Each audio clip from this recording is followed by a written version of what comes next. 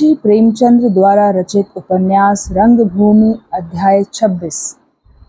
अरावली की हरी भरी झूमती हुई पहाड़ियों के दामन में जसवंत नगर यूं शयन कर रहा है जैसे बालक माता की गोद में।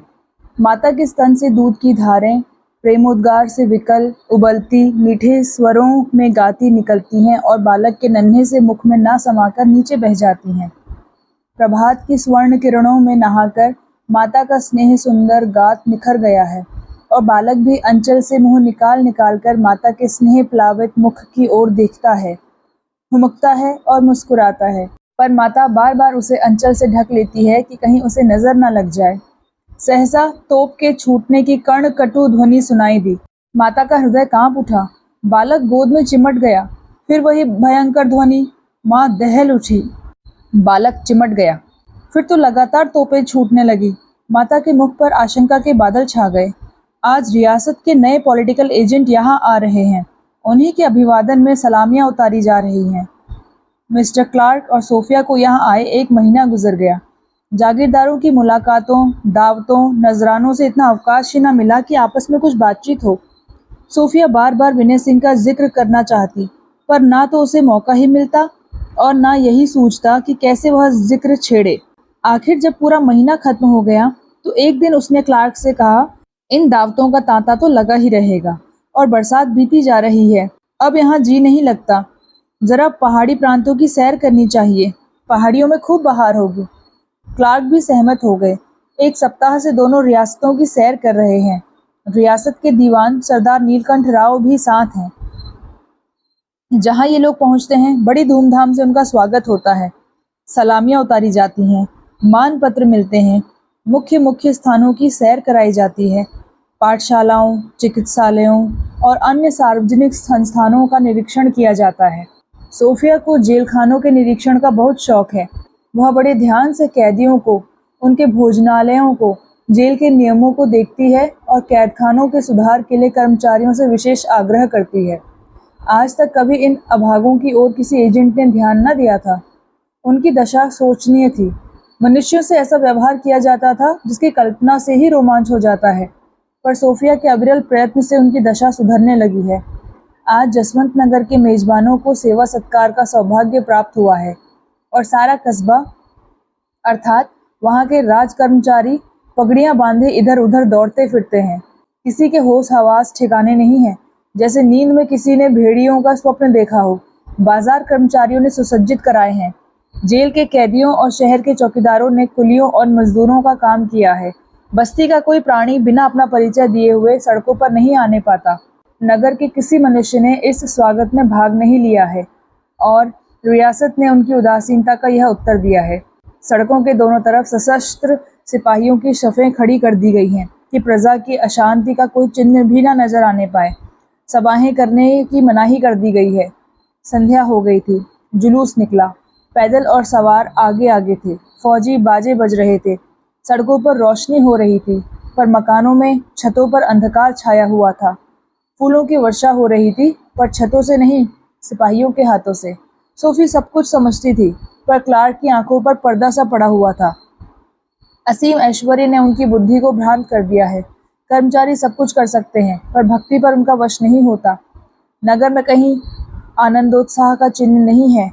सियापा सा छाया हुआ है। ना पग पग पर जयध्वनि है, ना कोई रमणी आरती उतारने आती है, ना कहीं गाना बजाना है। मानो किसी पुत्र शोकमग्न माता के सामने विहार हो रहा हो। कस्बे का गश्त करके सोफी, क्लार्क, सरदार नीलकंठ और 2-1 उच्च कर्मचारी तो राजभवन में आकर बैठे और लोग विदा हो गए। मेज पर चाय लाई गई। मिस्टर क्लार्क ने बोतल से शराब उड़ेली तो सरदार साहब, जिन्हें इसकी दुर्गंध से घृणा थी, खिसक कर सोफिया के पास आ बैठे और बोले, जसवंत नगर आपको कैसा पसंद आया? सोफिया बोली, बहुत ही रमणीक स्थान है।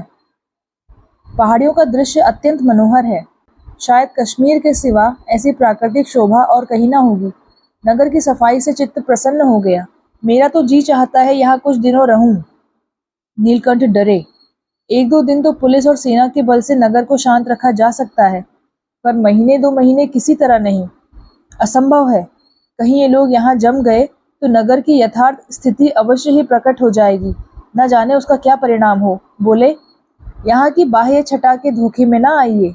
जलवायु बहुत खराब है, आगे आपको इससे कहीं सुंदर स्थान मिलेंगे। तो सोफिया बोली, कुछ भी हो, मैं यहाँ 2 हफ्ते अवश्य ठहरूंगी। क्यों विलियम, तुम्हें यहाँ से जाने की कोई जल्दी तो नहीं है? क्लार्क बोला, तुम यहाँ रहो तो मैं दफन होने को तैयार हूँ। सोफिया बोली, लीजिए सरदार साहब, विलियम को कोई आपत्ति नहीं है। सोफिया को सरदार साहब को तंग करने में मजा आ रहा था। नीलकंठ बोले, फिर भी मैं आपसे यही अर्ज करूंगा कि जसवंत नगर बहुत अच्छी जगह नहीं है। जलवायु की विषमता के अतिरिक्त यहाँ की प्रजा में अशांति के बीज अंकुरित हो गए हैं। सोफिया बोली, तब तो हमारा यहाँ रहना और भी आवश्यक है। मैंने किसी रियासत में यह शिकायत नहीं सुनी। गवर्नमेंट ने रियासतों को आंतरिक स्वाधीनता प्रदान कर दी है, लेकिन इसका यह आशा नहीं है कि रियासतों में अराजकता के कीटाणुओं को जाने दिया जाए। इसका उत्तरदायित्व अधिकारियों पर है और गवर्नमेंट को अधिकार है कि वह इस असावधानी का संतोषजनक उत्तर मांगे। सरदार साहब के हाथ पांव फूल गए। सोफिया से उन्होंने यह बात निशंक होकर कही थी। उसके विनयशीलता से उन्होंने समझ लिया था कि मेरी नज़र भेंट ने अपना काम कर दिखाया। कुछ बेतकल्लुफ से हो गए थे। यह फटकार पड़ी तो आंखें चौंधिया गई। कातर स्वर में बोले, मैं आपको विश्वास दिलाता हूँ कि यद्यपि रियासत पर इस स्थिति का उत्तरदायित्व है, पर हमने यथासाध्य इसके रोकने की चेष्टा की और अब भी कर रहे हैं। यह बीज उस दिशा से आया जिधर से उसके आने की संभावना न थी, या यूं कहिए कि विष बिंदु सुनहरे पात्रों में लाए गए। बनारस के रईस कुंवर भरत सिंह के स्वयं सेवकों ने कुछ ऐसे कौशल से काम लिया कि हमें खबर तक न हुई। डाकुओं से धन की रक्षा की जा सकती है, पर साधुओं से नहीं। सेवकों ने सेवा की आड़ में यहाँ की मूर्ख प्रजा पर ऐसे मंत्र फूके कि उन मंत्रों के उतारने में रियासत को बड़ी बड़ी कठिनाइयों का सामना करना पड़ रहा है। विशेषतः कुंवर साहब का पुत्र अत्यंत कुटिल प्रकृति का युवक है। उसने इस प्रांत में अपने विद्रोहात्मक विचारों का यहाँ तक प्रचार किया कि इसे विद्रोहियों का अखाड़ा बना दिया। उसकी बातों में कुछ ऐसा जादू होता था कि प्रजा प्यासों की भांति उसकी ओर दौड़ती थी। उसके साधु भेष, उसके सरल निष्प्रह जीवन, उसकी मृदुल सहृदयता और सबसे अधिक उसके देवोपम स्वरूप ने छोटे बड़े सभी पर वशीकरण सा कर दिया था। रियासत को बड़ी चिंता हुई। हम लोगों की नींद हराम हो गई। प्रतिक्षण विद्रोह की आग भड़क उठने की आशंका होती थी। यहाँ तक कि हमें सदर से सैनिक सहायता भेजनी पड़ी। विनय सिंह तो किसी तरह गिरफ्तार हो गया, पर उसके अन्य सहयोगी अभी तक इलाके में छिपे हुए प्रजा को उत्तेजित कर रहे हैं। कई बार यहाँ सरकारी खजाना लुट चुका है। कई बार विनय को जेल से निकाल ले जाने का दुष्प्रयत्न किया जा चुका है और कर्मचारियों को नित्य प्राणों की शंका बनी रहती है। मुझे विवश होकर आपसे यह वृत्तांत कहना पड़ा। मैं आपको यहाँ ठहरने की कदापि राय ना दूंगा। अब आप स्वयं समझ सकती हैं कि हम लोगों ने जो कुछ किया उसके सिवा और क्या कर सकते थे। सोफिया ने बड़ी चिंता के भाव से कहा, दशा उससे कहीं भयंकर है जितना मैं समझती थी। इस अवस्था में विलियम का यहाँ से जाना कर्तव्य के विरुद्ध होगा। वह यहाँ गवर्नमेंट के प्रतिनिधि होकर आए हैं, केवल सैर सपाटे करने के लिए नहीं। क्यों विलियम, तुम्हें यहाँ रहने में कोई आपत्ति तो नहीं है? यहाँ की रिपोर्ट भी तो करनी पड़ेगी। क्लार्क ने एक चुस्की लेकर कहा, तुम्हारी इच्छा हो तो मैं नरक में भी स्वर्ग का सुख ले सकता हूँ। रहा रिपोर्ट लिखना, वह तुम्हारा काम है। नीलकंठ बोले, मेरी आपसे सविनय प्रार्थना है कि रियासत को संभालने के लिए कुछ और समय दीजिए। अभी रिपोर्ट करना हमारे लिए घातक होगा। इधर तो यह अभिनय हो रहा था। सोफिया प्रभुत्व के सिंहासन पर विराजमान थी। ऐश्वर्य चंवर हिलाता था। अष्ट सिद्धि हाथ बांधे खड़ी थी। उधर विनय अपनी अंधेरी काल कोठरी में म्लान और क्षुब्ध बैठा हुआ नारी जाति की निष्ठुरता और असहृदयता पर रो रहा था। अन्य कैदी अपने अपने कमरे साफ कर रहे थे। उन्हें कल नए कंबल और नए कुर्ते दिए गए थे, जो रियासत में एक नई घटना थी। जेल कर्मचारी कैदियों को पढ़ा रहे थे। मेम साहब पूछे, तुम्हें क्या शिकायत है? तो सब लोग एक स्वर से कहना, हुजूर के प्रताप से हम बहुत सुखी हैं और हुजूर के जान माल की खैर मनाते हैं। खबरदार, जो किसी ने सिर ऊपर उठाया और कोई बात मुंह से निकाली, खाल उधेड़ ली जाएगी। कैदी फूले ना समाते थे। आज मेम साहब की आमद की खुशी में मिठाइयाँ मिलेंगी। एक दिन की छुट्टी होगी। भगवान उन्हें सदा सुखी रखे कि हम अभागों पर इतनी दया करती हैं। किंतु विनय के कमरे में अभी तक सफाई नहीं हुई। नया कंबल पड़ा हुआ है, छुआ तक नहीं गया। कुर्ता ज्यों का त्यों तह किया हुआ रखा है। वह अपना पुराना कुर्ता ही पहने हुए हैं। उसके शरीर के एक एक रोम से, मस्तिष्क के एक एक अणु से हृदय की एक एक गति से यही आवाज़ आ रही है, सोफिया, उसके सामने कैसे जाऊंगा? उसने सोचना शुरू किया, सोफिया यहाँ क्यों आ रही है? क्या मेरा अपमान करना चाहती है? सोफी, जो दया और प्रेम की सजीव मूर्ति थी, क्या वह मुझे क्लार्क के सामने बुलाकर पैरों से कुचलना चाहती है? इतनी निर्दयता और मुझ जैसे अभागे पर, जो आप ही अपने दिनों को रो रहा है? नहीं, वह इतनी वज्र हृदया नहीं है। उसका हृदय इतना कठोर नहीं हो सकता। यह सब मिस्टर क्लार्क की शरारत है। वह मुझे सोफी के सामने लज्जित करना चाहते हैं, पर मैं उन्हें यह अवसर न दूंगा। मैं उनके सामने जाऊंगा ही नहीं। मुझे बलात् ले जाएं जिसका जी चाहे। क्यों बहाना करूं कि मैं बीमार हूँ? साफ कह दूंगा मैं वहां नहीं जाता। अगर जेल का यह नियम है तो हुआ करे। मुझे ऐसे नियम की परवाह नहीं जो बिल्कुल निरर्थक है। सुनता हूँ दोनों यहाँ 1 सप्ताह तक रहना चाहते हैं। क्या प्रजा को पीस ही डालेंगे? अब भी तो मुश्किल से आधे आदमी बच रहे होंगे। सैकड़ों निकाल दिए गए हैं, सैकड़ों जेल में ठूस दिए गए। क्या इस कस्बे को बिल्कुल मिट्टी में मिला देना चाहते हैं? सहसा जेल का दरोगा आकर कर्कश स्वर में बोला, तुमने कमरे की सफाई नहीं की? अरे, तुमने तो अभी कुर्ता भी नहीं बदला, कंबल तक नहीं बिछाया। तुम्हें हुक्म मिला या नहीं? विनय बोला, हुक्म तो मिला, मैंने उसका पालन करना आवश्यक नहीं समझा।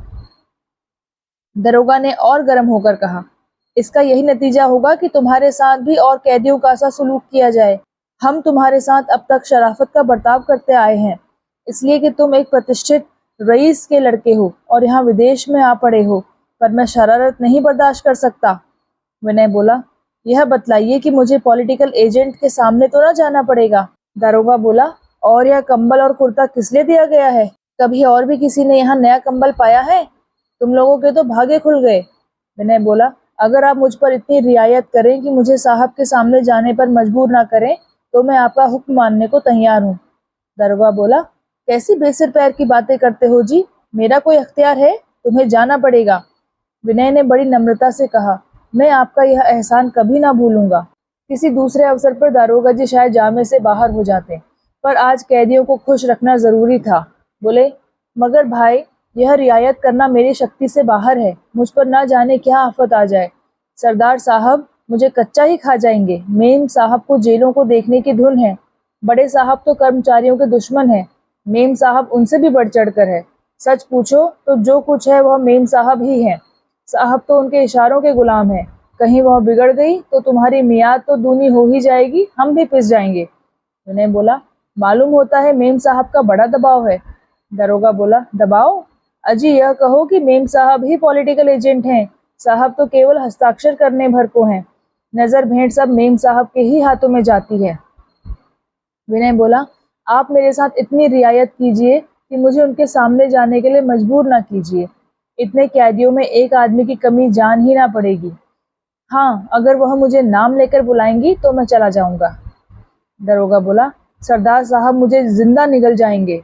विनय बोला, मगर करना आपको यही पड़ेगा। मैं अपनी खुशी से कदापि न जाऊंगा। दरोगा बोला, मैं बुरा आदमी हूँ, मुझे दिक मत करो। मैंने इसी जेल में बड़े बड़ों की गर्दनें ढीली कर दी हैं। विनय बोला, अपने को कोसने का आपको अधिकार है, पर आप जानते हैं मैं जब्र के सामने सिर झुकाने वाला नहीं हूँ। दरोगा बोला, भाई तुम विचित्र प्राणी हो। उसके हुक्म से सारा शहर खाली कराया जा रहा है और फिर भी अपनी जिद किए जाते हो। लेकिन तुम्हें अपनी जान भारी है, मुझे अपनी जान भारी नहीं है। विनय बोला, क्या शहर खाली कराया जा रहा है? यह क्यों? दरोगा बोला, मेम साहब का हुक्म है और क्या। जसवंत नगर पर उनका कोप है। जब से उन्होंने यहाँ की वारदातें सुनी है, मिजाज बिगड़ गया है। उनका वश चले तो उसे खुदवा कर फेंक दें। हुक्म हुआ है कि 1 सप्ताह तक कोई जवान आदमी कस्बे में न रहने पाए। भय है कि कहीं उपद्रव न हो जाए। सदर से मदद मांगी गई है। दरोगा ने स्थिति को इतना बढ़ाकर बयान किया, इससे उनका उद्देश्य विनय सिंह पर प्रभाव डालना था और उनका उद्देश्य पूरा हो गया।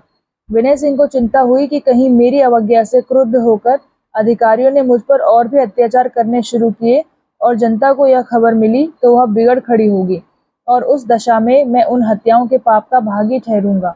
कौन जाने मेरे पीछे मेरे सहयोगियों ने लोगों को और भी उभार रखा हो। उनमें उद्दंड प्रकृति के युवकों की कमी नहीं है। नहीं, हालत नाजुक है। मुझे इस वक्त धैर्य से काम लेना चाहिए। दरोगा से पूछा, मेम साहब यहाँ किस वक्त आएंगी? दरोगा बोला, उनके आने का कोई ठीक समय थोड़े ही है। धोखा देकर किसी ऐसे वक्त आ पहुंचेंगी जब हम लोग गाफिल पड़े होंगे। इसी से तो कहता हूँ कि कमरे की सफाई कर डालो, कपड़े बदल लो, कौन जाने आज ही आ जाए। विनय बोला, अच्छी बात है, आप जो कुछ कहते हैं सब कर लूंगा, अब आप निश्चिंत हो जाएं। दरोगा बोला, सलामी के वक्त आने से इनकार तो ना करोगे? विनय बोला, जी नहीं, आप मुझे सबसे पहले आंगन में मौजूद पाएंगे। दरोगा बोला, मेरी शिकायत तो ना करोगे? विनय बोला, शिकायत करना मेरी आदत नहीं, इसे आप खूब जानते हैं। दरोगा चला गया। अंधेरा हो चला था। विनय ने अपने कमरे में झाड़ू लगाई, कपड़े बदले, कंबल बिछा दिया। वह कोई ऐसा काम नहीं करना चाहते थे जिससे किसी की दृष्टि उनकी ओर आकृष्ट हो। वह अपनी निरपेक्षता से हुकाम के संदेहों को दूर कर देना चाहते थे। भोजन का समय आ गया, पर मिस्टर क्लार्क ने पदार्पण न किया। अंत में निराश होकर दरोगा ने जेल के द्वार बंद कराए और कैदियों को विश्राम करने का हुक्म दिया। विनय लेटे तो सोचने लगे, सोफी का यह रूपांतर क्यों हो गया? वही लज्जा और विनय की मूर्ति, वही सेवा और त्याग की प्रतिमा आज निरंकुशता की देवी बनी हुई है। उसका हृदय कितना कोमल था, कितना दयाशील, उसके मनोभाव कितने उच्च और पवित्र थे, उसका स्वभाव कितना सरल था। उसकी एक एक दृष्टि हृदय पर कालिदास की एक एक उपमा की सी चोट करती थी। उसके मुंह से जो शब्द निकलता था वह दीपक की ज्योति की भांति चित्त को आलोकित कर देता था। ऐसा मालूम होता था केवल पुष्प सुगंध से उसकी सृष्टि हुई है। कितना निष्कपट, कितना गंभीर, कितना मधुर सौंदर्य था। वह सोफी अब इतनी निर्दय हो गई है। चारों ओर सन्नाटा छाया हुआ था, मानो कोई तूफान आने वाला है। आज जेल के आंगन में दरोगा के जानवर ना बंधे थे, ना बरामदों में घास के ढेर थे। आज किसी कैदी को जेल कर्मचारियों के जूठे बर्तन नहीं मांजने पड़े, किसी ने सिपाहियों की चंपी नहीं की। जेल के डॉक्टर की बुढ़िया महिरी आज कैदियों को गालियां नहीं दे रही थी और दफ्तर में कैदियों से मिलने वाले संबंधियों के नजरानों का बाट बखरा ना होता था। कमरों में दीपक थे, दरवाजे खुले रखे गए थे। विनय के मन में प्रश्न उठा, क्यों ना भाग चलूं? मेरे समझाने से कदाचित लोग शांत हो जाएं। सदर सेना आ रही है, जरा सी बात पर विप्लव हो सकता है। यदि मैं शांति स्थापना करने में सफल हुआ तो वह मेरे इस अपराध का प्रायश्चित होगा। उन्होंने दबी हुई नजरों से जेल की ऊंची दीवारों को देखा। कमरे से बाहर निकलने की हिम्मत ना पड़ी। किसी ने देख लिया तो लोग यही समझेंगे कि मैं जनता को भड़काने के इरादे से भागने की चेष्टा कर रहा था। इस हैस बहस में रात कट गई। अभी कर्मचारियों की नींद भी न खुली थी कि मोटर की आवाज ने आगंतुकों की सूचना दी। दरोगा, डॉक्टर, वार्डन, चौकीदार हड़बड़ाकर निकल पड़े। पहली घंटी बजी। कैदी मैदान में निकल आए। उन्हें कतारों में खड़े होने का हुक्म दिया गया और उसी क्षण सोफिया, मिस्टर क्लार्क और सरदार नीलकंठ जेल में दाखिल हुए। सोफिया ने आते ही कैदियों पर निगाह डाली। उस दृष्टि में प्रतीक्षा न थी, उत्सुकता न थी, भय था, विकलता थी, अशांति थी। जिस आकांक्षा ने उसे बरसों रुलाया था, जो उसे यहाँ तक खींच लाई थी, जिसके लिए उसने अपने प्राण प्रिय सिद्धांतों का बलिदान किया था, उसी को सामने देखकर वह इस समय कातर हो रही थी। जैसे कोई परदेसी बहुत दिनों के बाद अपने गांव में आकर अंदर कदम रखते हुए डरता है कि कहीं कोई अशुभ समाचार कानों में ना पड़ जाए। सहसा उसने विनय को सिर झुकाए खड़े देखा। हृदय में प्रेम का एक प्रचंड आवेग हुआ। नेत्रों में अंधेरा छा गया। घर वही था, पर उजड़ा हुआ, घास पात से ढका हुआ, पहचानना मुश्किल था। वह प्रसन्न मुख कहाँ था जिस पर कवित्व की सरलता बली होती थी? वह पुरुषार्थ का सा विशाल वृक्ष कहाँ था? सोफी के मन में अनिवार्य इच्छा हुई कि विनय के पैरों पर गिर पड़ूं, उसे अश्रु जल से धोऊं, उसे गले से लगाऊं। अकस्मात विनय सिंह मूर्छित होकर गिर पड़े। एक आर्त ध्वनि थी जो एक क्षण तक प्रवाहित होकर शोकावेग से निशब्द हो गई। सोफी तुरंत विनय के पास जा पहुंची। चारों तरफ शोर मच गया। जेल का डॉक्टर दौड़ा। दरोगा पागलों की भांति उछल कूद मचाने लगा। अब नौकरों की खैरियत नहीं। मेम साहब पूछेंगी, इसकी हालत इतनी नाजुक थी तो इसे चिकित्सालय में क्यों नहीं रखा? बड़ी मुसीबत में फंसा। इस भले आदमी को भी इसी वक्त बेहोश होना था। कुछ नहीं, इसने दम साधा है, बना हुआ है, मुझे तबाह करने पर तुला हुआ है। बच्चा, जाने दो मेम साहब को, तो देखना तुम्हारी ऐसी खबर लेता हूँ कि सारी बेहोशी निकल जाए, फिर कभी बेहोश होने का नाम ही ना लो। यह आखिर इसे हो क्या गया? किसी कैदी को आज तक यूं बेहोश होते नहीं देखा। हाँ, किस्सों में लोगों को बात बात में बेहोश हो जाते पढ़ा है। मिर्गी का रोग होगा और क्या। दरोगा तो अपनी जान की खैर मना रहा था। उधर सरदार साहब मिस्टर क्लार्क से कह रहे थे, यह वही युवक है जिसने रियासत में उधम मचा रखा है। सोफी ने डॉक्टर से भुड़क कर कहा, हट जाओ, और विनय को उठवाकर दफ्तर में लाई। आज वहां बहुमूल्य गलीचे बिछे हुए थे। चांदी की कुर्सियां थी। मेज पर जरी का मेजपोश था। उस पर सुंदर गुलदस्ते थे। मेज पर जलपान की सामग्रियां चुनी हुई थी। तजवीज़ थी कि निरीक्षण के बाद साहब यहाँ नाश्ता करेंगे। सोफी ने विनय को कालीन के फर्श पर लिटा दिया और सब आदमियों को वहां से हट जाने का इशारा किया। उसकी करुणा और दया प्रसिद्ध थी। किसी को आश्चर्य न हुआ। जब कमरे में कोई न रहा तो सोफी ने खिड़कियों पर पर्दे डाल दिए और विनय का सिर अपनी जांघ पर रखकर अपना रुमाल उस पर झलने लगी। आंसू की गरम गरम बूंदें उसकी आंखों से निकल निकल कर विनय के मुख पर गिरने लगी। उन जल बिंदुओं में कितनी प्राणप्रद शक्ति थी। उनमें उसकी समस्त मानसिक और आत्मिक शक्ति भरी हुई थी। एक एक जल बिंदु उसके जीवन का एक एक बिंदु था। विनय सिंह की आंखें खुल गई। स्वर्ग का एक पुष्प, अक्षय, अपार, सौरभ में नहाया हुआ, हवा के मृदुल झोंकों से हिलता सामने विराज रहा था। सौंदर्य की सबसे मनोहर, सबसे मधुर छवि वह है जब वह सजल शोक से आर्द्र होता है। वही उसका आध्यात्मिक स्वरूप होता है। विनय चौंक कर उठे नहीं। यही तो प्रेम योगियों की सिद्धि है। यही तो उनका स्वर्ग है। यही तो स्वर्ग साम्राज्य है। यही तो उनकी अभिलाषाओं का अंत है। इस स्वर्गीय आनंद में तृप्ति कहाँ। विनय के मन में करुण भावना जागृत हुई। काश इसी भांति प्रेम शैया पर लेटे हुए सदैव के लिए आंखें बंद हो जाती, सारी आकांक्षाओं का लय हो जाता। मरने के लिए इससे अच्छा और कौन सा अवसर होगा। एकाएक उन्हें याद आ गया, सोफी को स्पर्श करना भी मेरे लिए वर्जित है। उन्होंने तुरंत अपना सिर उसकी जांघ पर से खींच लिया और अवरुद्ध कंठ से बोले, मिसेस क्लार्क, आपने मुझ पर बड़ी दया की, इसके लिए आपका अनुग्रहित हूँ। सोफिया ने तिरस्कार की दृष्टि से देखकर कहा, अनुग्रह गालियों के रूप में नहीं प्रकट किया जाता। विनय ने विस्मित होकर कहा, ऐसा घोर अपराध मुझसे कभी नहीं हुआ। सोफिया बोली, खामख्वाह किसी शख्स के साथ मेरा संबंध जोड़ना गाली नहीं तो क्या है। विनय बोला, मिस्टर क्लार्क। सोफिया बोली, क्लार्क को मैं तुम्हारी जूतियों का तस्मा खोलने के योग्य भी नहीं समझती। विनय बोला, लेकिन अम्मा जी ने तो। सोफिया बोली, तुम्हारी अम्मा जी ने झूठ लिखा और तुमने उस पर विश्वास करके मुझ पर घोर अन्याय किया। कोयल आम ना पाकर भी निम्बोडियों पर नहीं गिरती। इतने में क्लार्क ने आकर पूछा, इस कैदी की क्या हालत है। डॉक्टर आ रहा है, वह इसकी दवा करेगा, चलो देर हो रही है। सोफिया ने रुखाई से कहा, तुम जाओ, मुझे फुर्सत नहीं। क्लार्क बोला, कितनी देर तक तुम्हारी राह देखूं। सोफिया बोली, यह मैं नहीं कह सकती। मेरे विचार में एक मनुष्य की सेवा करना सैर करने से कहीं अधिक आवश्यक है। क्लार्क बोला, खैर मैं थोड़ी देर और ठहरूंगा। यह कहकर वह बाहर चले गए। तब सोफी ने विनय के माथे से पसीना पोंछते हुए कहा, विनय, मैं डूब रही हूँ, मुझे बचा लूं। मैंने रानी जी की शंकाओं को निवृत्त करने के लिए यह स्वांग रचा था।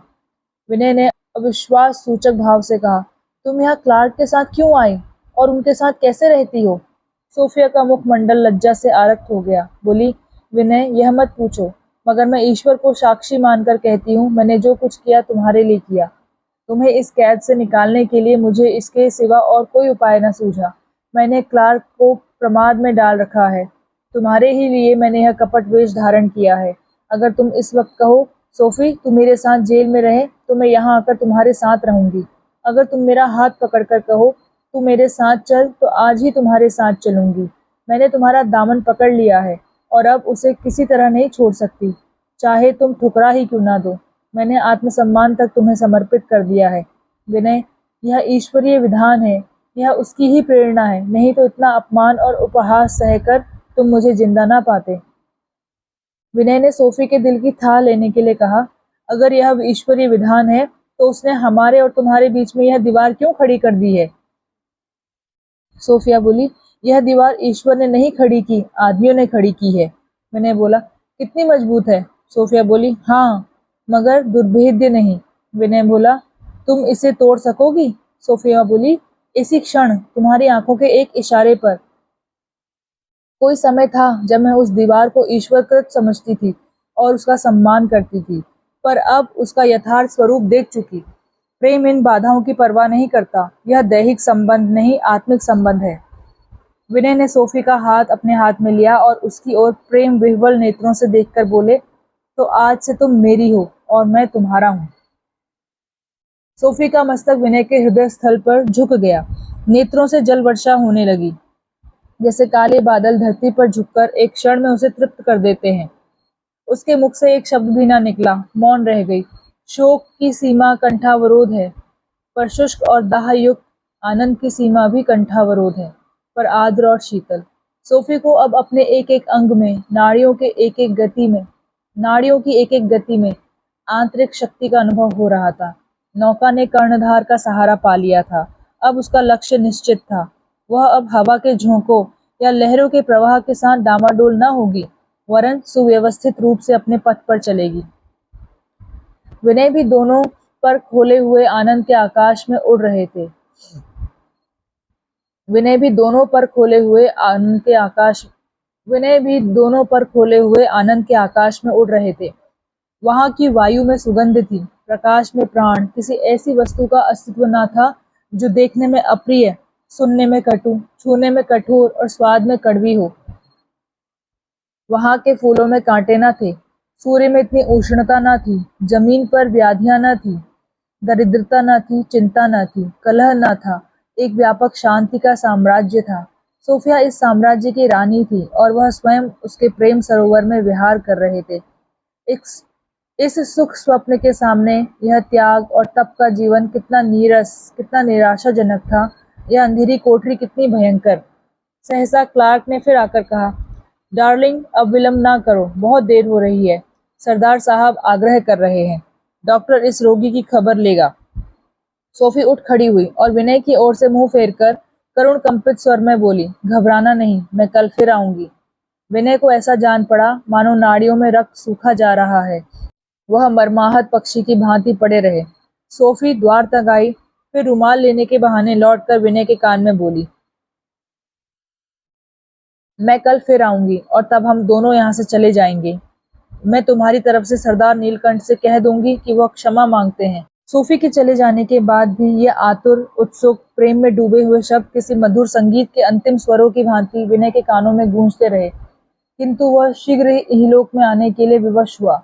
जेल के डॉक्टर ने आकर उसे दफ्तर में ही एक पलंग पर लिटा दिया और पुष्टिकारक औषधियां सेवन कराई। पलंग पर नर्म बिछौना था, तकिए लगे थे, पंखा झला जा रहा था। दरोगा एक एक क्षण में कुशल पूछने के लिए आता था और डॉक्टर तो वहां से हटने का नाम ही ना लेता था। यहाँ तक कि विनय ने इन शुश्रूषाओं से तंग आकर डॉक्टर से कहा, मैं बिल्कुल अच्छा हूँ, आप सब जाएं, शाम को आइएगा। डॉक्टर साहब डरते डरते बोले, आपको जरा नींद आ जाए तो मैं चला जाऊं। विनय ने उन्हें विश्वास दिलाया कि आपके विदा होते ही मुझे नींद आ जाएगी। डॉक्टर अपने अपराधों की क्षमा मांगते हुए चले गए। इसी बहाने से विनय ने दारोगा को भी खिसकाया, जो आज शील और दया के पुतले बने हुए थे। उन्होंने समझा था, मेम साहब के चले जाने के बाद इसकी खूब खबर लूंगा, पर वह अभिलाषा पूरी ना हो सकी। सरदार साहब ने चलते समय जता दिया था कि इनके सेवा सत्कार में कोई कसर ना रखना, नहीं तो मेम साहब जहन्नुम में भेज देंगी। शांत विचार के लिए एकाग्रता उतनी ही आवश्यक है जितनी ध्यान के लिए। वायु की गति तराजू के पलड़ों को बराबर नहीं होने देती। विनय को अब विचार हुआ, अम्मा जी को यह हाल मालूम हुआ तो वह अपने मन में क्या कहेंगी। मुझसे उनकी कितनी मनोकामनाएं संबद्ध हैं। सोफी के प्रेम पाश से बचने के लिए उन्होंने मुझे निर्वासित किया, इसलिए उन्होंने सोफी को कलंकित किया। उनका हृदय टूट जाएगा। दुख तो पिताजी को भी होगा, पर वे मुझे क्षमा कर देंगे। उन्हें मानवीय दुर्बलताओं से सहानुभूति है। अम्मा जी में बुद्धि ही बुद्धि है, पिताजी में हृदय और बुद्धि दोनों है। लेकिन मैं इसे दुर्बलता क्यों कहूँ? मैं कोई ऐसा काम नहीं कर रहा हूँ जो संसार में किसी ने ना किया हो। संसार में ऐसे कितने प्राणी हैं जिन्होंने अपने को जाति पर होम कर दिया हो। स्वार्थ के साथ जाति का ध्यान रखने वाले महानुभावों ने ही अब तक जो कुछ किया है। जाति पर मर मिटने वाले तो उंगलियों पर गिने जा सकते हैं। फिर जाति के अधिकारियों में न्याय और विवेक नहीं, प्रजा में उत्साह और चेष्टा नहीं। उसके लिए मर मिटना व्यर्थ है। अंधे के आगे रोकर अपना दीदा खोने के सिवा और क्या हाथ आता है। शनैः शनैः भावनाओं ने जीवन की सुख सामग्रियां जमा करनी शुरू की। चलकर देहात में रहूंगा, वहीं एक छोटा सा मकान बनाऊंगा, साफ, खुला हुआ, हवादार, ज्यादा टीम टाम की जरूरत नहीं। वहीं हम दोनों सबसे अलग शांति से निवास करेंगे। आडंबर बढ़ाने से क्या फायदा? मैं बगीचे में काम करूंगा, क्यारियां बनाऊंगा, कलमे लगाऊंगा और सोफी को अपनी दक्षता से चकित कर दूंगा। गुलदस्ते बनाकर उसके सामने पेश करूंगा और हाथ बांधकर कहूंगा, सरकार कुछ इनाम मिले। फलों की डालियां लगाऊंगा और कहूंगा, रानी जी कुछ निगाह हो जाए। कभी कभी सोफी भी पौधों को सींचेगी। मैं तालाब से पानी भर भर दूंगा, वह लाकर क्यारियों में डालेगी। उसका कोमल गात पसीने से और सुंदर वस्त्र पानी से भीग जाएगा। तब किसी वृक्ष के नीचे उसे बैठाकर पंखा झलूंगा। कभी कभी किश्ती में सैर करेंगे। देहाती डोंगी होगी, डांडे से चलने वाली। मोटर बोट में वह आनंद कहाँ, वह उल्लास कहाँ। उसकी तेजी से सिर चकरा जाता है, उसके शोर से कान फट जाते हैं। मैं डोंगी पर डांडा चलाऊंगा, सोफी कमल के फूल तोड़ेगी। हम एक क्षण के लिए अलग ना होंगे। कभी कभी प्रभु सेवक भी आएंगे। ओह, कितना सुखमय जीवन होगा। कल हम दोनों घर चलेंगे, जहां मंगल बाहें फैलाए हमारा इंतजार कर रहा है। सोफी और क्लार्क की आज संध्या समय एक जागीरदार की यहाँ दावत थी। जब मेजें सज गई और एक हैदराबाद के मदारी ने अपने करतब दिखाने शुरू किए, तो सोफी ने मौका पाकर सरदार नीलकंठ से कहा, उस कैदी की दशा मुझे चिंताजनक मालूम होती है। उसके हृदय की गति बहुत मंद हो गई है। क्यों विलियम, तुमने देखा उसका मुख कितना पीला पड़ गया था? क्लार्क ने आज पहली बार आशा के विरुद्ध उत्तर दिया। मूर्छा में बहुधा मुख पीला हो जाता है, सोफी बोली। वही तो मैं भी कह रही थी कि उसकी दशा अच्छी नहीं है, नहीं तो मूर्छा ही क्यों आती। अच्छा हो कि आप उसे किसी कुशल डॉक्टर के सुपुर्द कर दें। मेरे विचार में अब वह अपने अपराध की काफी सजा पा चुका है, उसे मुक्त कर देना उचित होगा। नीलकंठ बोला, मेम साहब उसकी सूरत पर न जाइए। आपको ज्ञात नहीं यहाँ जनता पर उसका कितना प्रभाव है। वह रियासत में इतनी प्रचंड अशांति उत्पन्न कर देगा कि उसे दमन करना कठिन हो जाएगा। बड़ा ही जिद्दी है, रियासत से बाहर जाने पर राजी ही नहीं होता। क्लार्क बोला, ऐसे विद्रोही को कैद रखना ही अच्छा है। सोफी ने उत्तेजित होकर कहा, मैं इसे घोर अन्याय समझती हूँ और मुझे आज पहली बार यह मालूम हुआ कि तुम इतने हृदय शून्य हो। क्लार्क बोला, मुझे तुम्हारा जैसा दयालु हृदय रखने का दावा नहीं। सोफी ने क्लार्क के मुख को जिज्ञासा की दृष्टि से देखा। यह गर्व, यह आत्मगौरव कहाँ से आया? तिरस्कार भाव से बोली, एक मनुष्य का जीवन इतनी तुच्छ वस्तु नहीं। क्लार्क बोला, साम्राज्य रक्षा के सामने एक व्यक्ति के जीवन की कोई हस्ती नहीं। जिस दया से, जिस सहृदयता से किसी दीन प्राणी का पेट भरता हो, उसके शारीरिक कष्टों का निवारण होता हो, किसी दुखी जीव को सांत्वना मिलती हो, उसका मैं कायल हूँ और मुझे गर्व है कि मैं उस संपत्ति से वंचित नहीं हूँ। लेकिन जो सहानुभूति साम्राज्य की जड़ खोखली कर दे, विद्रोहियों को सर उठाने का अवसर दे, प्रजा में अराजकता का प्रचार करे, उसे मैं अदूरदर्शिता ही नहीं पागलपन समझता हूँ। सोफी के मुखमंडल पर एक अमानुषीय तेजस्विता की आभा दिखाई दी, पर उसने जब्त किया। कदाचित इतने धैर्य से उसने कभी काम नहीं लिया था। धर्मपरायणता का सहिष्णुता से वैर है, पर इस समय उसके मुंह से निकला हुआ एक अनर्गल शब्द भी उसके समस्त जीवन का सर्वनाश कर सकता है। नर्म होकर बोली, हाँ, इस विचार दृष्टि से बेशक व्यक्तिक जीवन का कोई मूल्य नहीं रहता। मेरी निगाह इस पहलू पर ना गई थी, मगर फिर भी इतना कह सकती हूँ कि अगर वह मुक्त कर दिया जाए तो फिर इस रियासत में कदम ना रखेगा, और मैं यह निश्चित रूप से कह सकती हूँ कि वह अपनी बात का धनी है। नीलकंठ बोला, क्या आपसे उसने वादा किया है? सोफी बोली, हाँ, वादा ही समझिए, मैं उसकी जमानत कर रही हूँ। नीलकंठ बोला, इतना तो मैं भी कह सकता हूँ कि वह अपने वचन से फिर नहीं सकता।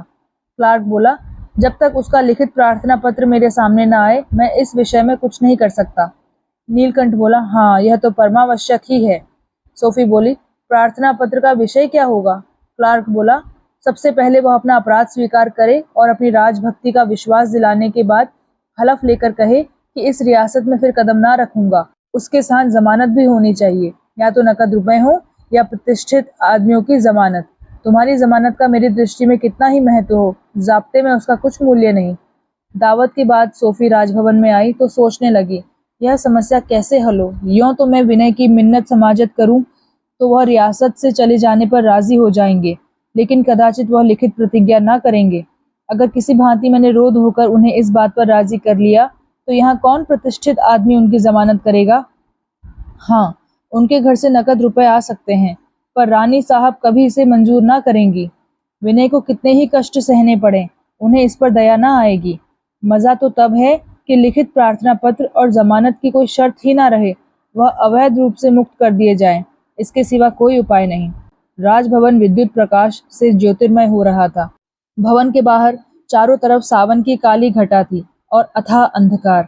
उस तिमिर सागर में प्रकाश में राजभवन ऐसा मालूम होता था मानो नीले गगन पर चांद निकला हो।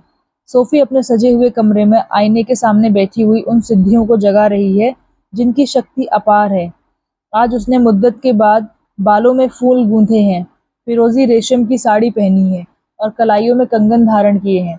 आज पहली बार उसने उन लालित्य प्रसारिणी कलाओं का प्रयोग किया है जिनमें स्त्रियां निपुण होती हैं। यह मंत्र उन्हीं को आता है कि कैसे केशों की एक तड़प, अंचल की एक लहर चित्त को चंचल कर देती है। आज उसने मिस्टर क्लार्क के साम्राज्यवाद को विजय करने का निश्चय किया है। वह आज अपने सौंदर्य शक्ति की परीक्षा करेगी। रिमझिम बूंदें गिर रही थी, मानो मौलसिरी के फूल झड़ रहे हों। बूंदों में एक मधुर स्वर था। राजभवन पर्वत शिखर के ऊपर ऐसा मालूम होता था मानो देवताओं ने आनंदोत्सव की महफिल सजाई है। सोफिया पियानो पर बैठ गई और एक दिल को मसोसने वाला राग गाने लगी। जैसे उषा की स्वर्ण छटा प्रस्फुटित होते ही प्रकृति के प्रत्येक अंग को सजग कर देती है, उसी भांति सोफी की पहली ही तान ने हृदय में एक चुटकी सी ली। मिस्टर क्लार्क आकर एक कोच पर बैठ गए और तन्मय होकर सुनने लगे, मानो किसी दूसरे ही संसार में पहुंच गए हैं। उन्हें कभी कोई नौका उमड़े हुए सागर में झकोले खाती नजर आती जिस पर छोटी छोटी सुंदर चिड़ियां मंडराती थी। कभी किसी अनंत वन में एक भिक्षुक झोली कंधे पर रखे लाठी टेकता हुआ नजर आता। संगीत की कल्पना चित्रमय हो जाती है। जब तक सोफी गाती रही, मिस्टर क्लार्क बैठे सिर धुनते रहे। जब वह चुप हो गई तो उसके पास आए और उसकी कुर्सी की बाहों पर हाथ रखकर उसके मुंह के पास मुंह ले जाकर बोले, इन उंगलियों को हृदय में रख लूंगा। सोफी बोली, हृदय कहाँ है? क्लार्क ने छाती पर हाथ रखकर कहा, यहाँ तड़प रहा है। सोफी बोली, शायद हो, मुझे तो विश्वास नहीं आता। मेरा तो ख्याल है ईश्वर ने तुम्हें हृदय दिया ही नहीं। क्लार्क बोले, संभव है ऐसा ही हो, पर ईश्वर ने जो कसर रखी थी वह तुम्हारे मधुर स्वर ने पूरी कर दी। शायद उसमें सृष्टि करने की शक्ति है। सोफी बोली, अगर मुझ में यह विभूति होती तो आज मुझे एक अपरिचित व्यक्ति के सामने लज्जित न होना पड़ता। क्लार्क ने अधीर होकर कहा, क्या मैंने तुम्हें लज्जित किया? मैंने? सोफी बोली, जी हाँ, आपने। मुझे आज तुम्हारी निर्दयता से जितना दुख हुआ उतना शायद और कभी ना हुआ था। मुझे बाल्यावस्था से यह शिक्षा दी गई है कि प्रत्येक जीव पर दया करनी चाहिए। मुझे बताया गया है कि यही मनुष्य का सबसे बड़ा धर्म है। धार्मिक ग्रंथों में भी दया और सहानुभूति ही मनुष्य का विशेष गुण बतलाई गई है, पर आज विदित हुआ कि निर्दयता का महत्व दया से कहीं अधिक है। सबसे बड़ा दुख मुझे इस बात का है कि अनजान आदमी के सामने मेरा अपमान हुआ। क्लार्क बोला, खुदा जानता है सोफी, मैं तुम्हारा कितना आदर करता हूँ। हाँ, इसका खेद मुझे अवश्य है कि मैं तुम्हारी उपेक्षा करने के लिए बाध्य हुआ। इसका कारण तुम जानती ही हो। हमारा साम्राज्य तभी तक अजय रह सकता है जब तक प्रजा पर हमारा आतंक छाया रहे, जब तक वह हमें अपना हित चिंतक, अपना रक्षक, अपना आश्रय समझती रहे, जब तक हमारे न्याय पर उसका अटल विश्वास हो। जिस दिन प्रजा के दिल से हमारे प्रति विश्वास उठ जाएगा, उसी दिन हमारे साम्राज्य का अंत हो जाएगा। अगर साम्राज्य को रखना ही हमारे जीवन का उद्देश्य है, तो व्यक्तिगत भावों और विचारों का यहाँ कोई महत्व नहीं। साम्राज्य के लिए हम बड़े से बड़े नुकसान उठा सकते हैं, बड़ी से बड़ी तपस्याएं कर सकते हैं। हमें अपना राज्य प्राणों से भी प्रिय है, और जिस व्यक्ति से हमें क्षति की लेश मात्र की आशंका हो, उसे हम कुचल डालना चाहते हैं, उसका नाश कर देना चाहते हैं। उसके साथ किसी भांति की रियायत, सहानुभूति, यहाँ तक कि न्याय का व्यवहार भी नहीं कर सकते। सोफी बोली, अगर तुम्हारा ख्याल है कि मुझे साम्राज्य से इतना प्रेम नहीं जितना तुम्हें है, और मैं उसके लिए इतने बलिदान नहीं सह सकती जितने तुम कर सकते हो, तो तुमने मुझे बिल्कुल नहीं समझा। मुझे दावा है इस विषय में मैं किसी से जौ भर भी पीछे नहीं, लेकिन यह बात मेरे अनुमान में भी नहीं आती कि दो प्रेमियों में कभी इतना मतभेद हो सकता है कि सहृदयता और सहिष्णुता के लिए गुंजाइश न रहे, और विशेषतः उस दशा में जबकि दीवार के कानों के अतिरिक्त और कोई कान भी सुन रहा हो। दीवान देशभक्ति के भावों से शून्य है, उसकी गहराई और उसके विस्तार से जरा भी परिचित नहीं।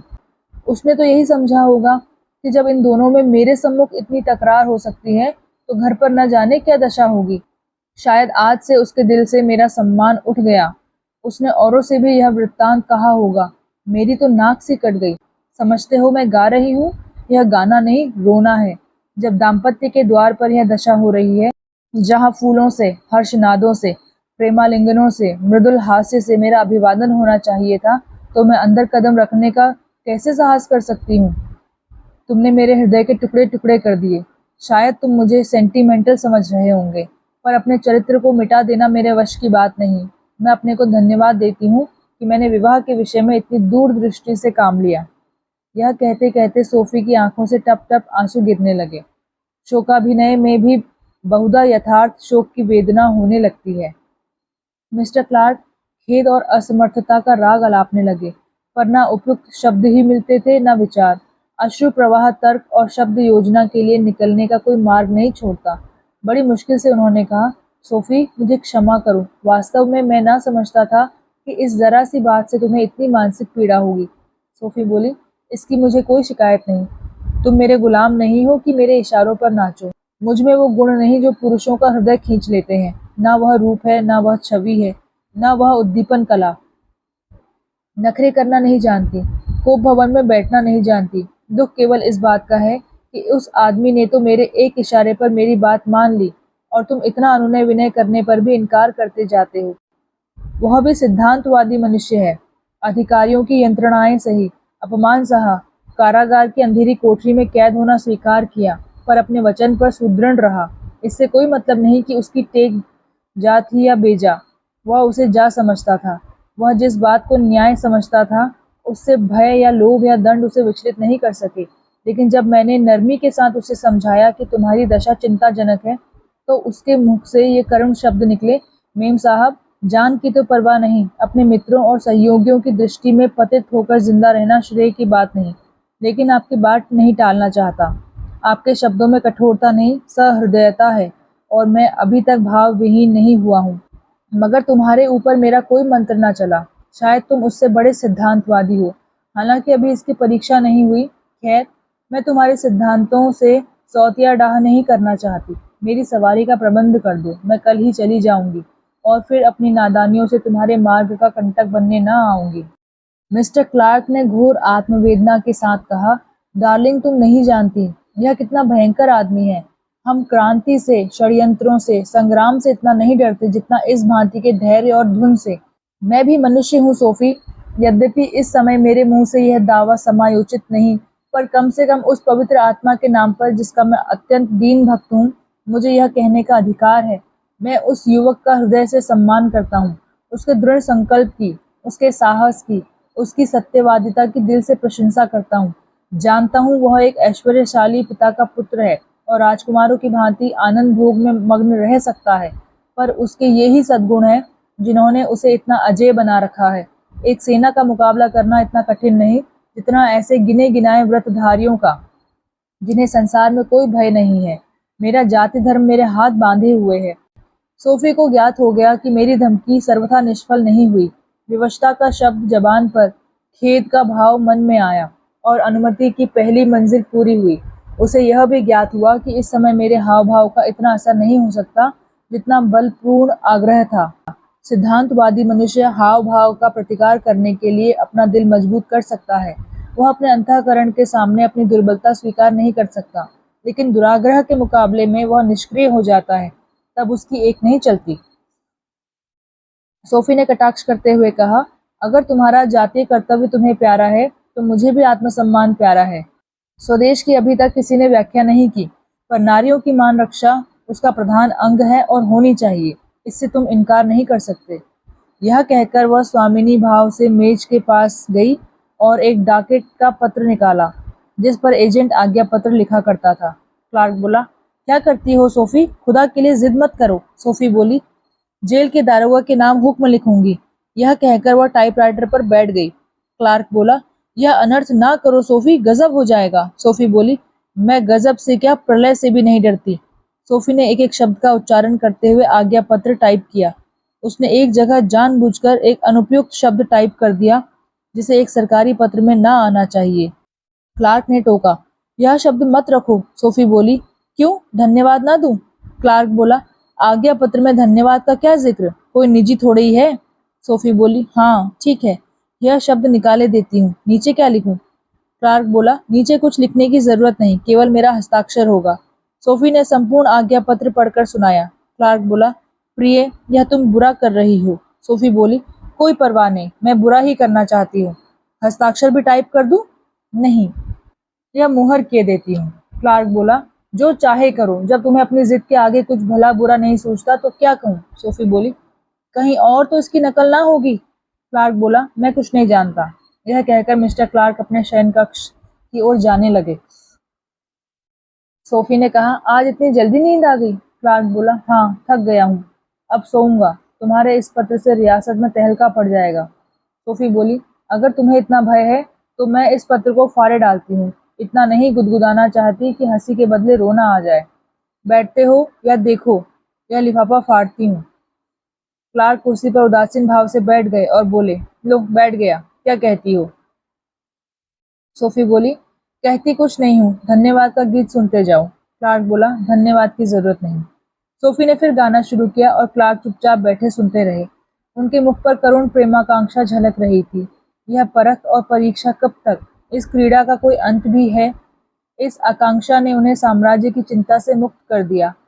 आह, काश अब भी मालूम हो जाता कि तू इतनी बड़ी भेंट पाकर प्रसन्न हो गई। सोफी ने उनकी प्रेमाग्नि को खूब उद्दीप्त किया और तब सहसा पियानो बंद कर दिया और बिना कुछ बोले हुए अपने शयनगार में चली गई। क्लार्क वहीं बैठे रहे, जैसे कोई थका हुआ मुसाफिर अकेला किसी वृक्ष के नीचे बैठा हो। सोफी ने सारी रात भावी जीवन के चित्र खींचने में काटी, पर इच्छा अनुसार रंग न दे सकी। पहले रंग भरकर उसे जरा दूर से देखती तो विदित होता धूप की जगह छां है, छां की जगह धूप। लाल रंग का आधिक्य है, बाग में अस्वाभाविक रमणीयता, पहाड़ों पर जरूरत से ज्यादा हरियाली, नदियों में अलौकिक शक्ति। फिर ब्रश लेकर इन त्रुटियों को सुधारने लगती तो सारा दृश्य जरूरत से ज्यादा नीरस, उदास और मलिन हो जाता। उसकी धार्मिकता अब अपने जीवन में ईश्वरीय व्यवस्था का रूप देखती थी। अब ईश्वर ही उसका कर्णधार था। वह अपने कर्माकर्म के गुणदोष से मुक्त थी। प्रातः काल वह उठी तो मिस्टर क्लार्क सो रहे थे। मूसलाधार वर्षा हो रही थी। उसने शोफर को बुलाकर मोटर तैयार करने का हुक्म दिया और एक क्षण में जेल की तरफ चली, जैसे कोई बालक पाठशाला से घर की तरफ दौड़े। उसके जेल पहुंचते ही हलचल सी पड़ गई। चौकीदार आंखें मलते हुए दौड़ दौड़ कर वर्दियां पहनने लगे। दरोगा जी ने उतावली में उल्टी अचकन पहनी और बेतहाशा दौड़े। डॉक्टर साहब नंगे पांव भागे। याद न आया कि रात को जूते कहाँ रखे थे और इस समय तलाश करने की फुर्सत न थी। विनय सिंह बहुत रात गए सोए थे और अभी तक मीठी नींद के मजे ले रहे थे। कमरे में जल कणों से भीगी हुई वायु आ रही थी। नरम गलीचा बिछा हुआ था। अभी तक रात का लैंप न बुझा था, मानो विनय की व्यग्रता की साक्षी दे रहा था। सोफी का रुमाल अभी तक विनय के सिरहाने पड़ा हुआ था और उसमें से मनोहर सुगंध उड़ रही थी। दरोगा ने जाकर सोफी को सलाम किया और वह उन्हें लिए विनय के कमरे में आई। देखा तो नींद में है। रात की मीठी नींद से मुख पुष्प के समान विकसित हो गया है। होंठों पर हल्की सी मुस्कुराहट है, मानो फूल पर किरणें चमक रही हो। सोफी को विनय आज तक कभी इतना सुंदर न मालूम हुआ था। सोफी ने डॉक्टर से पूछा, रात को इसकी कैसी दशा थी? डॉक्टर बोला, हुजूर कई बार मूर्छा आई, पर मैं एक क्षण के लिए भी यहाँ से न टला। जब इन्हें नींद आ गई तो मैं भोजन करने चला गया। अब तो इनकी दशा बहुत अच्छी मालूम होती है। सोफी बोली, हाँ, मुझे भी ऐसा ही मालूम होता है। आज वह पीलापन नहीं है। मैं अब इससे यह पूछना चाहती हूँ कि इसे किसी दूसरे जेल में क्यों ना भिजवा दूँ। यहाँ की जलवायु इसके लिए अनुकूल नहीं है, पर आप लोगों के सामने यह अपने मन की बातें ना कहेगा। आप लोग जरा बाहर चले जाएं तो मैं इसे जगाकर पूछ लूँ और इसका ताप भी देख लूँ। डॉक्टर साहब, मैं भी इस विद्या से परिचित हूँ, नीम हकीम हूँ, पर खतरे जान नहीं। जब कमरे में एकांत हो गया तो सोफी ने विनय का सिर उठाकर अपनी जांघ पर रख लिया और धीरे धीरे उसका माथा सहलाने लगी। विनय की आंखें खुल गई। इस तरह झपट कर उठा जैसे नींद में किसी नदी में फिसल पड़ा हो। स्वप्न का इतना तत्काल फल शायद ही किसी को मिला हो। सोफी ने मुस्कुराकर कहा, अभी तक सो रहे हो? मेरी आंखों की तरफ देखो, रात भर नहीं झपकी। विनय बोला, संसार का सबसे उज्जवल रत्न पाकर भी मीठी नींद ना लूं तो मुझसा भाग्यहीन और कौन होगा। सोफी बोली, मैं तो उससे भी उज्जवल रत्न पाकर और भी चिंताओं में फंस गई। अब यह भय है कि कहीं वो हाथ से ना निकल जाए। नींद का सुख अभाव में है, जब कोई चिंता नहीं होती। अच्छा, अब तैयार हो जाओ। विनय बोला, किस बात के लिए? सोफी बोली, भूल गए? इस अंधकार से प्रकाश में आने के लिए, इस काल कोठरी से विदा होने के लिए मैं मोटर लाई हूँ। तुम्हारी मुक्ति का आज्ञा पत्र मेरी जेब में है। कोई अपमान सूचक शर्त नहीं है, केवल उदयपुर राज्य में बिना आगे के न आने की प्रतिज्ञा ली गई है। आओ चलें। मैं तुम्हें रेल के स्टेशन तक पहुंचाकर लौट जाऊंगी। तुम दिल्ली पहुंचकर मेरा इंतजार करना। 1 सप्ताह के अंदर मैं तुमसे दिल्ली में आ मिलूंगी और फिर विधाता भी हमें अलग न कर सकेगा। विनय सिंह की दशा उस बालक की सी थी जो मिठाइयों के खोंचे को देखता है पर इस भय से कि अम्मा मारेगी मुंह खोलने का साहस नहीं कर सकता। मिठाइयों के स्वाद याद करके उसकी लार टपकने लगती है। रसगुल्ले कितने रसीले हैं, मालूम होता है दांत किसी रसकुंड में फिसल पड़े। अमृतियाँ कितनी कुरकुरी हैं, उनमें भी रस भरा होगा। गुलाब जामुन कितनी सौंधी होती है कि खाता ही चला जाए। मिठाइयों से पेट नहीं भर सकेगा। अम्मा पैसे ना देगी, होंगे ही नहीं, किससे मांगेंगी? ज्यादा हट करूंगा तो रोने लगेंगी। सजल नेत्र होकर बोला, सोफी, मैं भाग्यहीन आदमी हूँ। मुझे इसी दशा में रहने दो। मेरे साथ अपने जीवन का सर्वनाश ना करो। मुझे विधाता ने दुख भोगने के लिए ही बनाया है। मैं इस योग्य नहीं कि तुम। सोफी ने बात काट कर कहा, विनय, मैं विपत्ति की ही भूखी हूँ। अगर तुम सुख संपन्न होते, अगर तुम्हारा जीवन विलासमय होता, अगर तुम वासनाओं के दास होते, तो कदाचित मैं तुम्हारी तरफ से मुंह फेर लेती। तुम्हारे सत्साहस और त्याग ने ही मुझे तुम्हारी तरफ खींचा है। विनय बोला, अम्मा जी को तुम जानती हो, वह मुझे कभी क्षमा ना करेंगी। सोफी बोली, तुम्हारे प्रेम का आश्रय पाकर मैं उनके क्रोध को शांत कर लूंगी। जब वह देखेंगी कि मैं तुम्हारे पैरों की जंजीर नहीं, तुम्हारे पीछे उड़ने वाली रज हूँ, तो उनका हृदय पिघल जाएगा। विनय ने सोफी को स्नेहपूर्ण नेत्रों से देखकर कहा, तुम उनके स्वभाव से परिचित नहीं हो। वह हिंदू धर्म पर जान देती हैं। सोफी बोली, मैं भी हिंदू धर्म पर जान देती हूँ। जो आत्मिक शांति मुझे कहीं और न मिली, वह गोपियों की प्रेम कथा में मिल गई। वह प्रेम का अवतार जिसने गोपियों को प्रेम रस पान कराया, जिसने कुब्जा का डोंगा पार लगाया, जिसने प्रेम के रहस्य दिखाने के लिए ही संसार को अपने चरणों से पवित्र किया, उसी की चेरी बनकर जाऊंगी तो वह कौन सच्चा हिंदू है जो मेरी उपेक्षा करेगा? विनय ने मुस्कुराकर कहा, उस छलिया ने तुम पर भी जादू कर डाला। मेरे विचार में तो कृष्ण की प्रेम कथा सर्वथा भक्त कल्पना है। सोफी बोली, हो सकती है। प्रभु मसीह को भी तो कल्पित कहा जाता है। शेक्सपियर भी तो कल्पना मात्र है। कौन कह सकता है कि कालिदास की सृष्टि पंचभूतों से हुई है?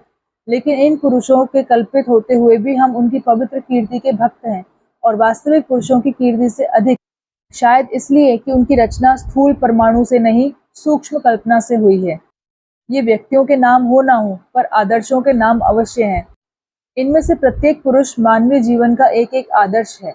विनय बोला, सोफी, मैं तुमसे तर्क में पार ना पा सकूंगा, पर मेरा मन कह रहा है कि मैं तुम्हारी सरल हृदयता से अनुचित लाभ उठा रहा हूँ। मैं तुमसे हृदय की बात कहता हूँ सोफी, तुम मेरा यथार्थ रूप नहीं देख रही हो। कहीं उस पर निगाह पड़ जाए तो तुम मेरी तरफ ताकना भी पसंद ना करोगी। तुम मेरे पैरों की जंजीर चाहे ना बन सको, पर मेरी दबी हुई आग को जगाने वाली हवा अवश्य बन जाओगी। माताजी ने बहुत सोच समझकर मुझे यह व्रत दिया है। मुझे भय होता है कि एक बार मैं इस बंधन से मुक्त हुआ तो वासना मुझे इतने वेग से बहा ले जाएगी कि फिर शायद मेरे अस्तित्व का पता ही ना चले। सोफी, मुझे इस कठिनतम परीक्षा में ना डालो। मैं यथार्थ में बहुत दुर्बल चरित्र विषय से भी प्राणी हूँ। तुम्हारी नैतिक विशालता मुझे भयभीत कर रही है। हाँ, मुझ पर इतनी दया अवश्य करो कि आज यहाँ से किसी दूसरी जगह प्रस्थान कर दो। सोफी बोली, क्या मुझसे इतनी दूर भागना चाहते हो? विनय बोला, नहीं नहीं, इसका और ही कारण है। न जाने कैसे यह विज्ञप्ति निकल गई है कि जसवंत नगर 1 सप्ताह के लिए खाली कर दिया जाए। कोई जवान आदमी कस्बे में न रहने पाए। मैं तो समझता हूँ सरदार साहब ने तुम्हारी रक्षा के लिए यह व्यवस्था की है, पर लोग तुम्ही को बदनाम कर रहे हैं।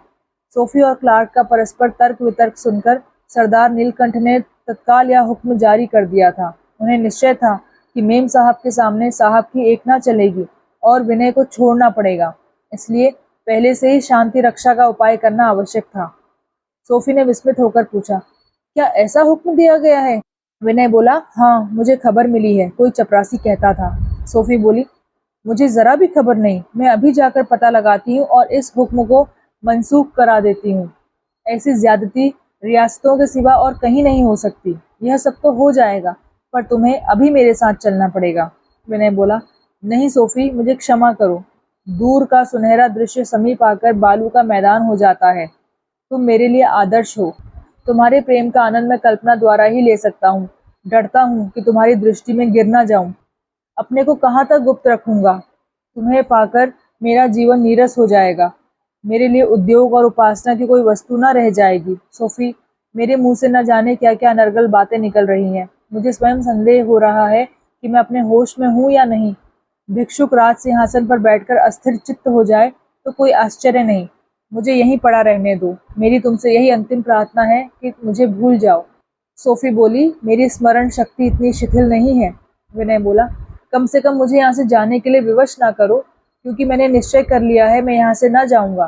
कस्बे की दशा देखते हुए मुझे विश्वास नहीं है कि मैं जनता को काबू में रख सकूँगा। सोफी ने गंभीर भाव से कहा, जैसी तुम्हारी इच्छा। मैं तुम्हें जितना सरल हृदय समझती थी, तुम मुझसे कहीं बढ़कर कूटनीतिज्ञ हो। मैं तुम्हारा आशय समझती हूँ और इसलिए कहती हूँ, जैसी तुम्हारी इच्छा। पर शायद तुम्हें मालूम नहीं कि युवती का हृदय बालक के समान होता है। उसे जिस बात के लिए मना करो उसी तरफ लपकेगा। अगर तुम आत्म प्रशंसा करते, अपने कृत्यों की अप्रत्यक्ष रूप से डींग मारते, तो शायद मुझे तुमसे अरुचि हो जाती। अपनी त्रुटियों और दोषों का प्रदर्शन करके तुमने मुझे और भी वशीभूत कर लिया। तुम मुझसे डरते हो, इसलिए तुम्हारे सम्मुख ना आऊंगी, पर रहूंगी तुम्हारे ही साथ। जहाँ जहाँ तुम जाओगे, मैं परछाई की भांति तुम्हारे साथ रहूंगी। प्रेम एक भावनागत विषय है। भावना से ही उसका पोषण होता है, भावना से ही वह जीवित रहता है और भावना से ही लुप्त हो जाता है। वह भौतिक वस्तु नहीं है। तुम मेरे हो, यह विश्वास मेरे प्रेम को सजीव और सतृष्ण रखने के लिए काफी है। जिस दिन इस विश्वास की जड़ हिल जाएगी, उसी दिन इस जीवन का अंत हो जाएगा। अगर तुमने यह निश्चय किया है कि इस कारागार में रहकर तुम अपने जीवन के उद्देश्य को अधिक सफलता के साथ पूरा कर सकते हो, तो इस फैसले के आगे सिर झुकाती हूँ। इस विराग ने मेरी दृष्टि में तुम्हारे आदर को कई गुना बढ़ा दिया है। अब जाती हूँ, कल शाम को फिर आऊंगी।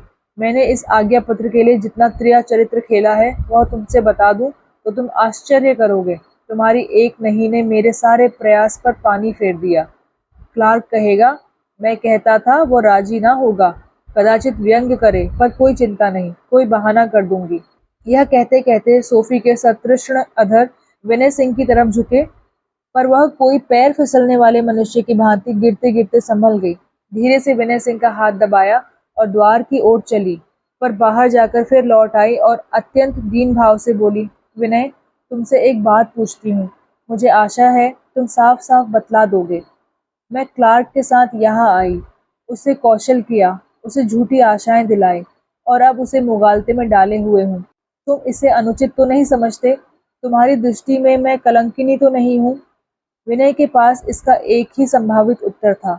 सोफी का आचरण उसे आपत्तिजनक प्रतीत होता था। उसे देखते ही उसने इस बात को आश्चर्य के रूप में प्रकट भी किया था, पर इस समय वह इस भाव को प्रकट न कर सका। यह कितना बड़ा अन्याय होता, कितनी घोर निर्दयता। वह जानता था कि सोफी ने जो कुछ किया है, वह एक धार्मिक तत्व के अधीन होकर, वह इसे ईश्वरीय प्रेरणा समझ रही है। अगर ऐसा न होता तो शायद अब तक वह हताश हो गई होती। ऐसी दशा में कठोर सत्य वज्रपात के समान होता। श्रद्धापूर्ण तत्परता से बोले, सोफी, तुम यह प्रश्न करके अपने ऊपर और उससे अधिक मेरे ऊपर अन्याय कर रही हो। मेरे लिए तुमने अब तक त्याग ही त्याग किए हैं। सम्मान, समृद्धि, सिद्धांत, एक की भी परवाह नहीं की। संसार में मुझसे बढ़कर कृतज्ञ और कौन प्राणी होगा जो मैं इस अनुराग का निरादर करूं? यह कहते कहते वह रुक गया। सोफी बोली, कुछ और कहना चाहते हो? रुक क्यों गए? यही ना कि तुम्हें मेरा क्लार्क के साथ रहना अच्छा नहीं लगता? जिस दिन मुझे निराशा हो जाएगी कि मैं मिथ्याचरण से तुम्हारा कुछ उपकार नहीं कर सकती, उस दिन मैं क्लार्क को पैरों से ठुकरा दूंगी। इसके बाद तुम मुझे प्रेम योगिनी के रूप में देखोगे, जिसके जीवन का एकमात्र उद्देश्य होगा तुम्हारे ऊपर समर्पित हो जाना।